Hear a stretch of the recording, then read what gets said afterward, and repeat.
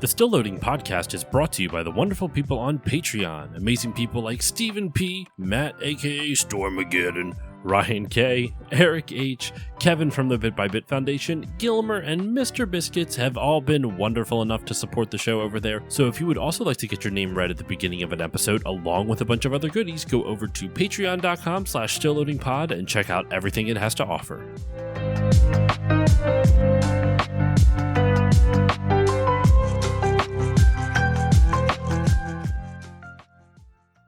On this episode of Still Loading. You came to the right place, boys. I'm the fastest mouth in the South, and my advice is nice.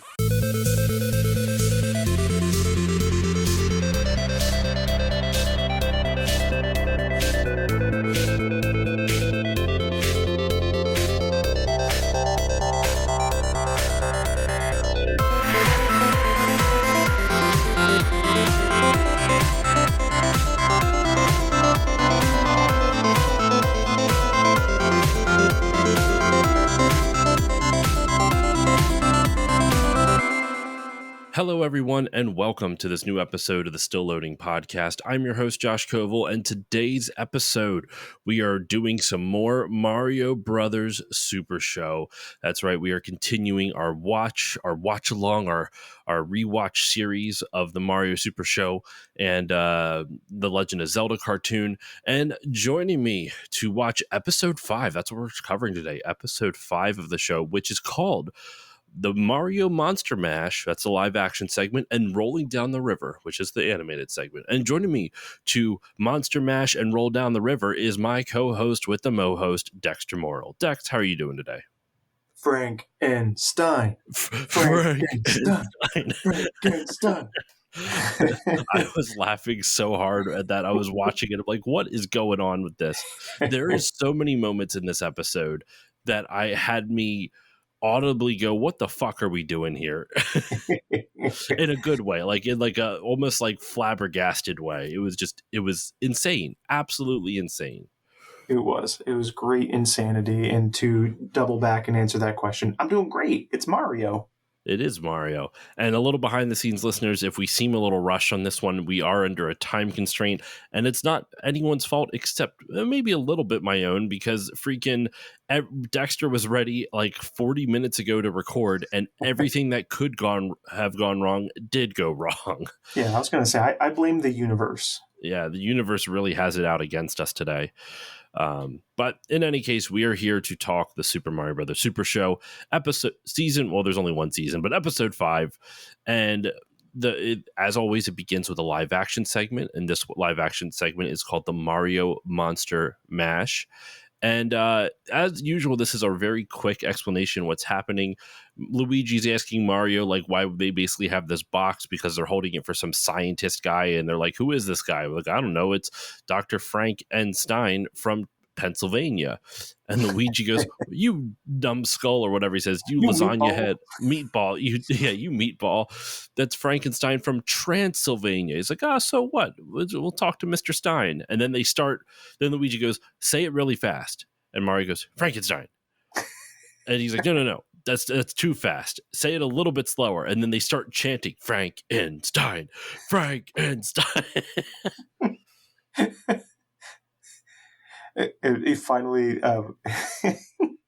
Mario, you can see it's slowly setting in that they're saying the name Frankenstein, but the performance by Lou Albano is great. I love him in this show, man. He commits so hard to every bit, and it's absolutely wonderful. Yeah, so charming. So then he, I also go ahead. wanted to point out when they kept saying like, "It's from Transylvania," and I was like, wait a second. Not to be one of those people, but I was like, isn't that like Dracula's thing? Yep. Frankenstein's from Italy. You know what? The sad thing is, I was like, it didn't even register with me until you mentioned it. You're 100% right. Like, I'm more mad at myself for completely missing the fact that is a Dracula reference and not a Frankenstein reference. That is very odd.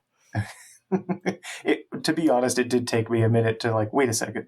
I did have to think about it. I think before I it picked on just that. kind of like it melds in your memory with like everything, like Frankenstein, Dracula, the Wolfman, like it's all part of the Universal monster horror flicks. Right. So Which like skipped him all to Transylvania. they kind of feel part of the shared universe. Like everything from that era comes from Transylvania, True. True. even though it obviously doesn't. But so they meet Dr. Frankenstein, and it's just a dude who's like balding in a weird way. Kind of looks like something straight out of the oh my gosh, the Three Stooges. Yeah. Yeah, You like know, Larry. yeah, it kind of looks like Larry from the Three Stooges. And honestly, the actor who plays Frankenstein is very subdued. Like he's not over the top. I Like checked him out in the credits, and like he's got a couple writing credits and like a stand-up routine. So I think he was more of like, I think both of these cameo performances are just like staff people, like writers and stuff. Because even the Frankenstein monster, who's also named Frankenstein at the end. At the end of Dr. Frankenstein also calls him Frankenstein. wait, does Um, he? yeah, come on, Frankenstein, let's go. I can't remember I'm what he like, says. But I was like, wait a second. But that's you I stupid. looked him up as well, and there were a lot of people that share the same name. It was like Craig Johnson or something, like the monster's name Craig was Armstrong, I believe, Craig is the. Armstrong. But there's like 5 people on IMDb with that, and the only one that I thought it could be was an animator, actually. I And could see that. I was like, I could see that he's someone just from the animation crew that really wanted to, like, was excited to be on camera or was like in the area Hmm. and was like, yeah, I can be a monster. Sadly, it said that he passed away last summer, Oh, 2023, but that he worked on like He-Man and like a lot of cartoons from this era. So that's why I was like, maybe it's him. it could be. It would make sense. Did he work on this show? And it said that he would have been in his like late 20s, I think, at the time that this episode came out. And I would, he That probably, kind of fits. yeah, exactly. So I was like, because none of the other ones really fit. They were like musicians or writers or whatever from different eras that didn't really seem to fit. Yeah, I don't know. Yeah. I don't know. I was trying to look him up too, and like on like the Mario wiki, because sometimes they have a little bit more, but I didn't do enough digging to really get anywhere. Um, but the Frankenstein's monster does burst out of the crate right as Mario says, like, "Wait, are you Dr. Frankenstein, the guy who created that ugly monster?" He goes, "Yes, but I don't think he would want you talking about him like that. Don't call him ugly." And then the guy bursts out of the crate, and that's how the opening like live action segment ends. It's a fun setup. I love the campy setups in this. It's amusing to me. Um, Both setups are actually pretty good in this episode from live action and animation, in my opinion. yes, I agree. And speaking of animation, the animation segment was written by J. Larry Carroll and David Bennett Karen. This episode in general released on September 11th, 1989. And the cartoon segment opens with Plumber's Log 106. I'm actually going to go back. I didn't do it in time for this, but I'm going to go back and keep track of all the Plumber's Log numbers as well, just because we're only like 4 episodes. Like there's only 4 episodes in the past, and I only have to listen to like the opening segment of the animated portion to like find out what that is. So next time we cover a Mario episode in like 2 months or so, I will have the rest of those listed, and we can see if there's any duplicates or repeats or anything. But Plumber's Log 106, Princess Toadstool has been... I'm not reading this verbatim. This is just from memory. Princess Toadstool has been captured by King Koopa on his steamboat, which they call the Sinister Star? Or That I think Citizen so. Star? I think Sinister Star would make more sense. I think so too. I think so. And but they're trying to rescue her. I enjoyed the setup of like this being the river world, which like we end up finding out why it's called a river world, but like what reference they're making. But in general, I was like, I kind of like this concept for a Mario world as well, like a river world. Aesthetic was cool. I do too, and they have a lot of like they play the River World music a lot. You know, dun dun dun dun dun dun dun. Dun. Well, they do that in all the episodes. I one thing I actually noticed about this episode in particular, and they've done this in the previous ones. This isn't new to this episode, is just how audibly busy these episodes are. Like so many sound effects. There's always music on almost all the time. There's never a moment of quiet. It is just pure noise chaos for like the entire episode, and Yeah. some of the arrangements for the music's pretty good actually. I actually kind of enjoy it Yeah, I relatively. made note of the remix of the Star theme later on when they get their power ups. It's got a nice like rendition of the Star theme, but a little bit more thematic with the episode. So Koopa is trying to go down the river, and it's not told yet, but you find out later there is a race happening, and whoever wins this steamboat race becomes the king of the river. And we'll meet the character in a moment that Koopa is racing against.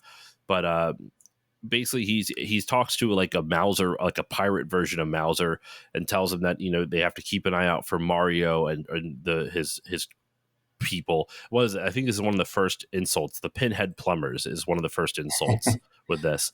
And actually, the other insults in this episode, just because I'm not going to remember all the exact moments they come out. You have pinhead plumbers, you have faucet freaks, muttonhead Mario, pesky pipe pushers, wrench monkey, and sewer scum. I giggled at Wrench Monkey because it's just flipping Monkey Wrench around like you. Wrench Yep. Monkey. I liked that one. It also finally has a new food on here that was kind of gross. This episode's got a couple repeats, like pinhead plumbers. You've actually heard the very first episode. I also like pesky pipe pushers is kind of similar to pesky plumbers, but there's different. Yeah. I think faucet freak is new. Yeah, from what I can see, faucet freak is new because they did faucet face in a different one. My favorite so far is impudent little faucet fixer from episode 2. Anyway, so Mario is it cuts to Mario and Luigi playing a game of Go Fish with two Koopas with one with an eye patch on and a Goomba also with an eye patch on, and he's gambling with them. He's taking them for all they're worth. And did you notice that they are totally not following the rules of Go Fish, by the way? What? No, I didn't. I wasn't even paying attention to that. He says, "Do you have any sevens?" And then I think he says, "Go fish." Yeah, he was like, "You have any sevens?" And they're like, "Nope." But he's like, "Well, then go fish." And then he starts taking all the money, and I was like, "Mario, this is not how the game works." This episode has a lot of stuff I kind of adore, and it's little stuff like that just adds to it. I also love that Mario and Luigi are wearing old-timey like detective outfits. Like you could totally see like this is like a film noir Mario. Yeah, it's very like detective / like gangster almost. A little bit. They're kind of wearing. It's not a bolo tie, but they're like wearing like almost like a little like ribbon type. I don't know how to describe it. I don't know. This whole scene is just wild. And then they say Luigi asks Mario like, "How long are we going to have to keep this up?" And he's like, "Well, as soon as Toad figures out where Princess Toadstool is, then we can get going." And it cuts to Toad pretending to be like a French chef or baker, and he's bringing a cake for Princess Toadstool's birthday, and Bowser catches him, and what gives him away, he goes, "What did I say for her?" He's like, "A happy birthday cake." He's like, "That's you're a spy or whatever." I would never say that word. I would never say the H word. I was laughing before that too, and he's like, "I'm just bringing a cake." And Koopa's like, "What kind of cake?" And Toad goes, "Happy." A happy cake, yeah. I would never say the H word. Yeah. Oh no, that's what I was saying. "I'm bringing a birthday cake." "What kind of cake?" "Happy." Yep. And then when Koopa picks him up, and then he drops the cake. The cake is filled with like escape tools, like drills and shit like that. Like it's not even well hidden. It's Well, you really could tell funny. it's already lumpy too before it even breaks open. Yeah. There's like a nail file and shit in there to like. Oh, it's so funny. They throw Toad in with Princess Toadstool. Mario and Luigi, they get made, but in a weird way. They're still playing Go Fish, and then a Goomba jumps by with a plate of chicken legs, like drumsticks. I saw that too. I was like, why would you let a Goomba with no hands be a waiter, first of all? And then, like, who orders just a plate of chicken drumsticks? He's just hopping around. And then after a little bit, I was like, actually, I kind of want that. I kind of want a plate of drumsticks right just now. a plate of drumsticks. Yeah. And then Mario goes, "Oh, good, dinner's here," and tries to go after it. Takes a drumstick off of it, and 2 cards slip out of his jacket, showing that Mario, dun dun dun, is a cheater. And Koopas aren't happy, and they kind of shake him, and they get all the cards off, but they also pull his old timey detective outfit off, and that causes everything. They're like, "Oh shit, we got to get out of here," and then they start running. And I love at first, I thought, because I wasn't paying full attention, I thought, did they just screw up and not like change Luigi's outfit without showing him getting changed? But no, there's a quick shot of him like taking his jacket off type of thing, because they're running around the outside of the steamboat right now. Oh yeah, and when they were running outside the steamboat, when they come running out, they jump over like these sandbags. I think they're supposed to be, but they look like pillows, something like that. And I cannot remember the name for it in animation, but there are moments in animation where you can tell when there's an element that's going to be interacted with, because it's on a different layer of the cell, and so there is a name for that when it's not just a flat painted background and it's something that's going to be interacted with. Those pillows / sandbags are animated. They don't move. It never gets interacted with, and I was like, wait. I kept expecting like them to go around again and the bad guys to like trip on them or something. So I'm wondering if that was originally in it and it just never got animated, or or it was cut out. Maybe it was animated and cut for time. Yeah, but could you see what I was talking about though? I can definitely see what you're talking about. So then. They run around the outside of the steamboat. They get cornered and they jump off into the water, and they're about to be eaten by. I thought it looked like a cheap or whatever the freaking. That's what I thought it was too, but they don't call it a cheap. But I couldn't quite understand what they called it. Yeah, but there were a few moments of that in this episode where they say things really fast, like the Sinister Star and things like that, and coming up here with the character reveal. Of Mark Twang. Mark Twang. Is that what it is? It's Twang. I had to look it up. It's not Twain. It's Twang. See, I thought that he was saying Mark Twain the whole time. No. It's Mark Twang. And on his steamboat, which I wrote down the name of his steamboat, it's the Ding Bell. Yes, I heard that at least. But that when he ropes them out of the water and pulls them on his boat, he says very fast, "Howdy, boys, I'm Mark Twang, captain of the Ding Bell. Who are you?" It's so fast. It like there's no time for breathing room at all. It's just in, out, and you're that's it. And even the punchline is fast, or just Mario and Luigi go, "Grateful." That's the joke. Who are you? Grateful. Like, and then fade to black for commercial. And then it cuts to the next scene where they are then riding in on the Ding Bell, and he's like, "I'm in a race with King Koopa to become king of the river, but I can't win because King Koopa sabotaged my steam engine." Yeah, that came out of nowhere too. I was like, "Wait, this has been a race the whole time?" Like, it hasn't been talked about at all. The pacing of this episode is so strange because, like we're saying, like those fast deliveries, and then not interacting with those sandbags, but everything before, like Toad walking with the cake was like a really long take, and the Goomba waiter, I felt like went on for a long time. Like there are these really these quick shots that should be 2 seconds that go on for like 7 seconds. It's such a strange pacing. Absolutely. It's very odd choices in this. And it's a very fast-paced episode because the moment Mario fixes it, the steam engine, and then they start catching up to Bowser and Bowser or Koopa, excuse me, Koopa's pissed off and he sees this and every time he gets mad, he takes his telescope and he throws it on the ground. And then Steps something on always pops out. Like this time it was a tongue. Later on, it looks like a butt or something. it. I think it was supposed to be a tongue again, but I wrote down the same thing. I was like, that looked like a butt. It looked very fleshy, and I was not. It did not make me comfortable. I did appreciate the gag though of like the tongue like squishing the you know telescope. what? I have a theory that maybe this episode is nothing but just like the writers were just being like, how much innuendo can we sneak into this? And the reason I say that is because there's another character coming up that we have not talked about, and we will, Dexter. There's a lot of things I have to say about this character coming up. The reason I say there's a lot of innuendo in this episode, Dex, not just because the character I'm alluding to, but like I think that maybe Bowser's telescope, and it's going to be a little graphic, listeners, is a fleshlight.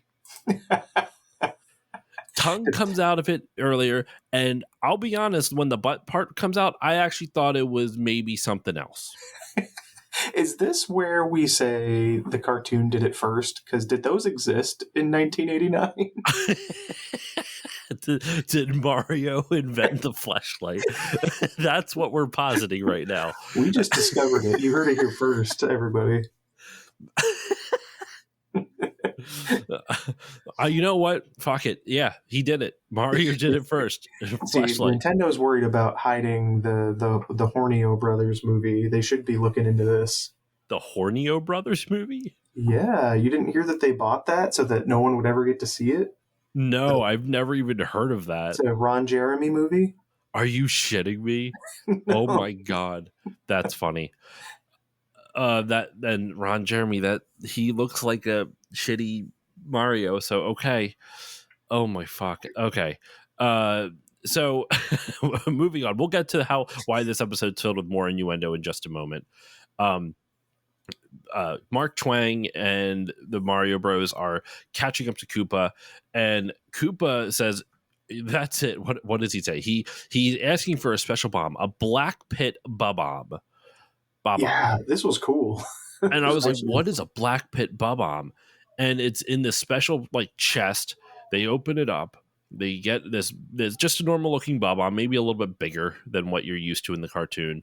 He lights it and chucks it into the river, and it creates a sinkhole the size of like the Titanic. It's like 5 boats big. It's huge. Yeah, it's basically like a black hole, but like you said, but just on the planet. Mm-hmm. In the river, just sucking all the water in. Infinitely sucking all the water in. Like it Yeah. goes straight down to the core of the earth or something. I don't know. Yeah. So they try to turn around, but they can't. The current's too strong and they can't get out of it. And so they think they're about to fall down. But what does Mario figure out? He ties a plunger to a rope, puts the plunger in a cannon, and then shoots the cannon. Luigi shoots the cannon, and the plunger lands perfectly on a bullseye that for some reason is painted on a rock. And did you notice, Dexter, what the other end of the rope was tied to? Nothing, right? Fucking nothing. There's the same thing too. I had to rewind. I was like, there is nothing there. They don't even hold on to it. There is not a single shred of logic whatsoever. Like, I'm already suspending my disbelief that a plunger tied to a rope can hold a steamboat from falling into an abyss, but they don't even tie it to the that it's attached to one of the planks of the boat deck, but still, like, that's not going to hold. It's not going to pull a ship. It's not going to hold any. Oh my god, I was so upset by this. I was like, "What's wrong with you? You can't even tie it to like the edge or something." But nope, that's just nope. I'm glad you noticed that too then. Because right before they save themselves, that is a commercial break, and it's like the midway point of the episode, and you think, oh gosh, what's going to happen? But they save themselves with a plunger tied to nothing. And they pull off, and they're like, well, how are we going to get around this, giant sinkhole, or whatever they call it? And Mark Twang goes, I know what we have to do. We need to get to the mouth of the river. And I'm like, okay, I could see how, maybe there's a different like what is it, actuary or whatever the word is, Yeah. like a different branch of the river they can go down and figure something out. And they're like, Mario and Luigi go, oh, where's that? And he goes, not where, who? I went, excuse me, what do you mean who? Yeah.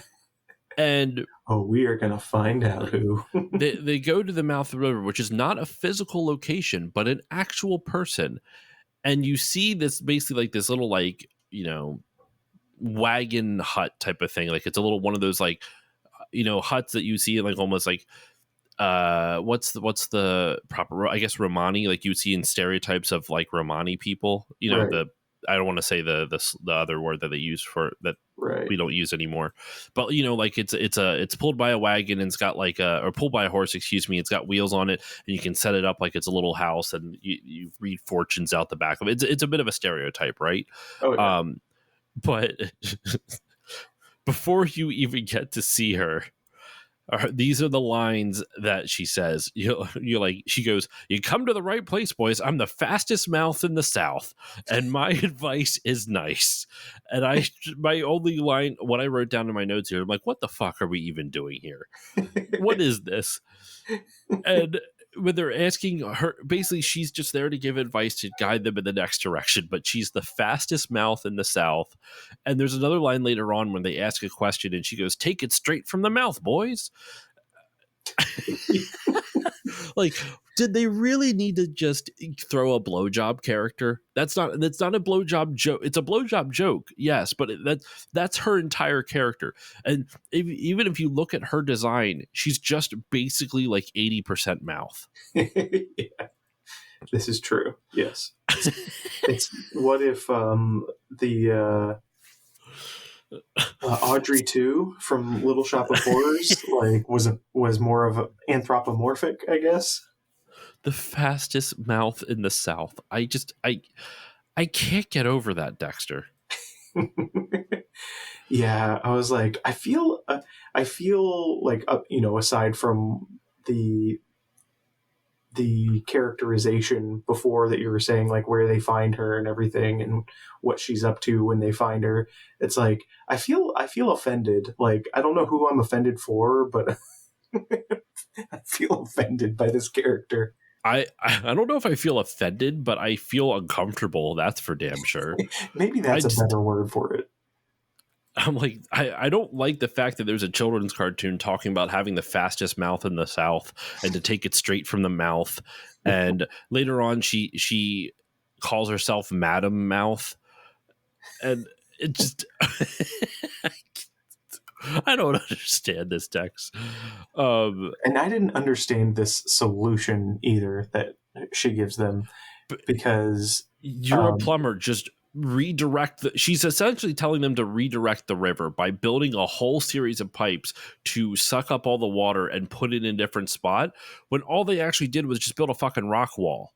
Yeah, that's what I was going to say. Two things from this. I was like, one,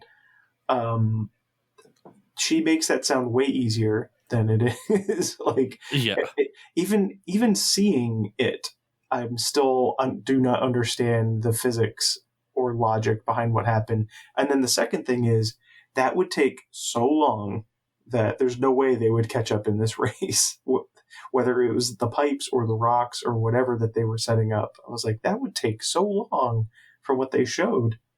Exactly. It just, like the I don't like it. The Mario Brothers must be fucking magical because there's no way. Like I'm looking at the amount of piping alone would have taken months, but let alone just the rock moving, which arguably would have taken even more time. But you know what? With Madam Mouth, you got the fastest mouth in the South, and who knows what kind of powers you get.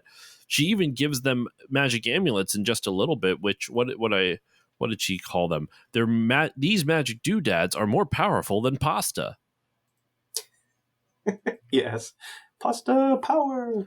Well, the reason she gives them is because after they fix the river and they get around the black hole thing, Twang even says like, "Oh, I'm not going to be able to make it in time," and the Mrs. Mouth basically goes, Basically just tells them that, like, oh no, you can get around it if you want to, just with his magic amulets, and they're more powerful than pasta, and blah blah.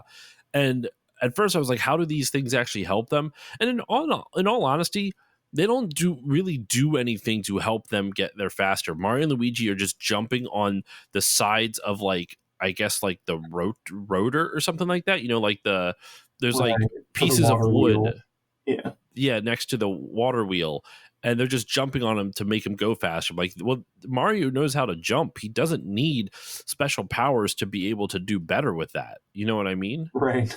He's already known for jumping. Also, Mario Super Show did it first. I haven't played Brothership yet, but that looked like something Mario and Luigi would do in that game, jumping to make the boat go faster. Exactly. It would make sense to me. Um, they do catch up to Koopa, and they're going to hop on the boat. And there's something I forgot to bring up earlier with Koopa, and I wanted to bring it up now because now that we're kind of back onto him in terms of where we're at in the story. Now that we're back onto Koopa, there was one other thing that I forgot to bring up beforehand that I wanted to. Koopa is trying to like talk to Princess Toadstool about how he's thwarted Mario, and this is when they're catching up the first time before the sinkhole, and Koopa goes, Bowser's trying to let him know, like, hey, they're catching up, and he goes, don't interrupt me, not while I'm boasting and gloating. Yeah. I liked that one too.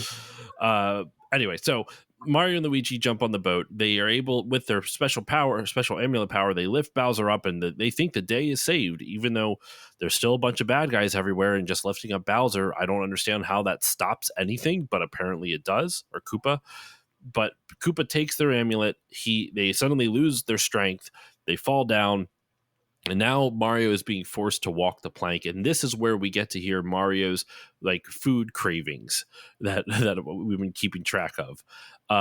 He wants a pepperoni cheesecake. He's like, what is it? I don't even get a last request. A pepperoni cheesecake, which he's asked for before. That was in the first episode. A fettuccine sundae. Yeah. That's so gross. Yeah. Ooh. That is just so gnarly and nasty. And God damn it, Dex, you just texted me the picture of Bowser stepping on the telescope. It looks like it looks like a nut sack. That's what it does. It just looks like a straight up nut sack, That poor telescope. I know, right? So anyway, he's about to jump off the plank. Sorry, we're running low on time, so we're going to try to finish this up quickly. He tries to jump off the plank. Toadstool goes, "Don't worry, Mario, we're going to think of something." And both Luigi and Toad are like, "We will?" Like, what do you mean we're going to think of something? We're kind of trapped here.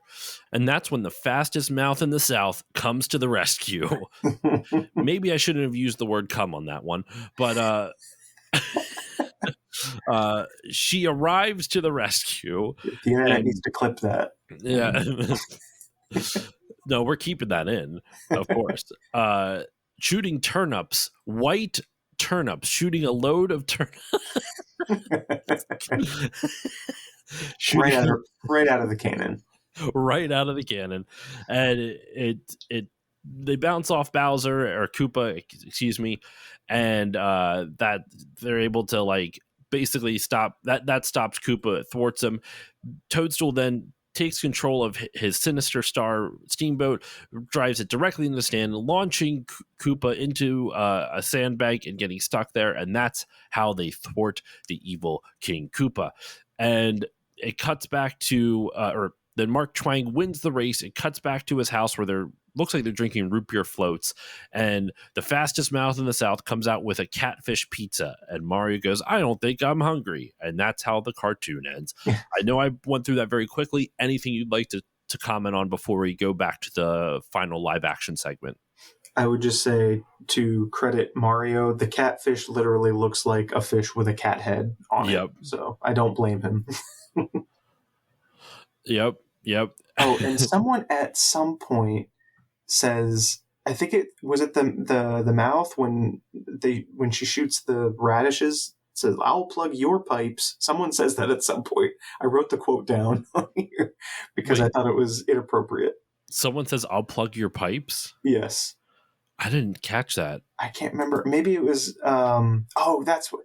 That's what. It's after Koopa gets stuck in the mud, and they're all laughing at him, and he's like, "When I get out of here, I'll plug your pipes." There's just so much innuendo in this episode. Yeah. Cuts back to the live action segment, and Dr. Frankenstein is trying to figure out what brain to put in his monster. He needs a nice, smart, intelligent brain. He needs to swap it out because his monster's not happy with the one he has. He first measures Mario's head and determines its brain is too small based off measuring its head. That makes sense. And then him and Luigi, like Dr. Frankenstein and Luigi, decide to leave to find another brain and go to the grocery store. And Mario goes, "While you're out," I wrote it down what he asked for. He goes, "While you're out, what is it? He tells Luigi not to forget pasta, da beans, and some oregano. Forget the pasta, the beans, and some oregano." And I also like that Luigi jokes that what do you mean you want to go out and find a good brain in Brooklyn? Like, little pot shot at Brooklyn. Nothing normal in Brooklyn. While they're out, Mario decides to take a nap on basically the twin operating table right next to the monster. The monster starts slapping him for some reason, and he thinks it's like Luigi just being silly. And even though no one touches anything, the machine turns on and smoke comes out. And then it cuts to the preview of the Legend of Zelda cartoon, which we won't go into because we're going to be covering all those anyway. Luigi and Frankenstein come back only to find out that Mario and the monster have swapped brains, and now Mario's voice is coming out of the monster, and Lou Albano's just yelling his head off, just "Rah!" the whole time. I actually love Lou Albano's acting in this a lot. Yes. Another reasoning behind the person playing the monster being an animator and not an actor is the attempt at lip syncing is something to be desired. I actually think they did an okay job. I think it's the hand expressions isn't great. Maybe there's not a lot of acting involved with it. I think his lip syncing isn't the worst, considering probably the budget they were given. But true. I love how like Luigi goes, "All right, Doc, you got to fix this. You got to change him back." And the Doc, Frankenstein's like, "Oh man, this thing's all out of juice. Wait, I have an idea." And he basically just takes a hammer and bashes Mario and the monster on the head, and that causes them to switch brains back. Yeah. It's a great way also to save money on production value. It's a decent gag, in all honesty. Like, it's kind of funny, like, that's all it took. And then everyone's just so happy. Like, the doctor and the monster are hugging each other, saying, "Oh, we love you. We love each other so much." And then Mario and Luigi are hugging each other, and that's how the episode ends. No more fastest mouth in the South. No, none of that. It's just getting bopped on the head. Sometimes I think, like, why don't these live action segments have anything to do with the animated segment? Like, I feel like there'd be some good synergy there, but I kind of like that they're so different. Like, there's no connective tissue other than the framework of the show. Yeah, no, exactly. I will say I love the freeze, because you know how they do freeze frames right before commercial breaks? Yeah. I love the freeze frame at 20 minutes and 58 seconds where you see Albano like staring like death straight, not down the barrel of the camera, but like a little bit off to the side with Dr. Frankenstein like bringing the hammer right onto his head. Like, it's a really fun freeze frame. Yeah. But and then they say do the Mario, and that's how the episode ends. So we kind of went through that one pretty quickly. There's still more like in my notes, we could have gone into more. Like, I really would have liked to spend a little bit more time on like that fucking Go Fish game that wasn't Go Fish at all. But there's a lot. This episode, I actually think, is one of my. It seems to be the trend. Is what I'm trying to get to, Dex. That these shows are just so insane and they're so enjoyable. Like, this is my favorite one just because of the most bizarre amount of like innuendo that just feels so unexpected and very inappropriate. Yeah, this one was like when I realized that we had Mark Twang here, I was like, oh, this isn't like your normal spoof that we're doing. This is just generic, Mark Twain books, I guess, like riverboat culture. Um, but all in all, even with that, there was, this was still really fun, lots of hijinks, silly jokes. This still fit the mold that we've been seeing so far. So yeah, I still thoroughly enjoyed this episode. Same, man. I really enjoyed this one a lot. It just every one of the Mario Super Show ones is just so much fun for me. Like I don't know what it is. Like there, and once again, there's no nostalgia for this show for me. I didn't grow up with it. It. I understand that if this was like if you're expecting like a good Mario show, this really, in a weird sense, it's not it. But I almost admire the swings they take. Like all of the things they try are just these bizarre swings at things. Like Danny Wells and Lou Albano are just always chewing, like really committing to all the bits, and it's really enjoyable to watch. All the storylines and the animation are just silly and goofy. Even the set that they use for the live action segment, I know I've complimented it before. It's so fun. Just I don't know. The more I watch this show for this series, the more I just end up enjoying it more and more. Yeah, and it's the thing that's also charming about it is, and I'm not saying it in like an old man yells at cloud kind of way, but like you don't see shows like this anymore, especially based on a franchise, because when it's a franchise, the lore is locked tight. They've got franchise Bibles and all this stuff. Like you can't do that, you can't do this. Whereas it felt like they kind of had free reign and they only had a couple of games to go off of at this point. There wasn't really any kind of set lore. They got to kind of play around in this sandbox. And you just, with branding today, you just don't see this kind of like charming, fun, playful nature anymore. Mm-hmm. Mm-hmm. I'm with you. And I think sometimes like when brands control it too much, that's why you get stuff like this, or you Right. don't get stuff like this, I should Right. say. Yeah. One final thing that I want to bring up before I forget. There's always we have the Luigi's excuses that we have that I try to shout out every episode. Yeah. There hasn't really been one for the last two episodes. The last or 2 months ago now, it was no problem. Any drain you got, we can fix. We're plumbers. That wasn't really like, I just thought that was a funny line. It wasn't really an excuse. This one, all same thing. I didn't really hear any Luigi excuses. But the one line that I liked was, okay, or they're trying to catch up to Koopa, and Mario tells Luigi, okay, Luigi, with on the ding bell, give it all you got. And he goes, okay, Mario, one all you got, coming right up. I And I wrote thought that that was kind of down as funny. well. I liked that line.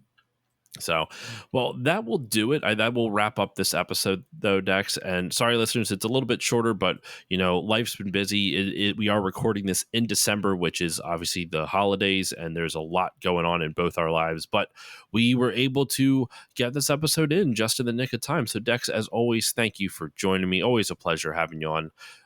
Where can the good people find you online? And of course, what would you like to promote?